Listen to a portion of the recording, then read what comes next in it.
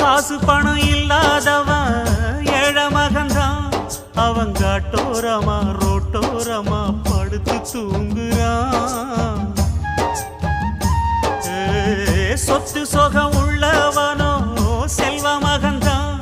அவன் பஞ்சு மெத்த போட்டிருந்தும் முழிச்சு ஏங்குறான்.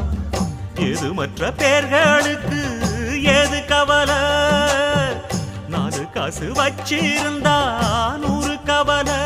இங்கு ஆசை வச்ச நெஞ்சுக்கெல்லாம் அமைதி இல்லையே.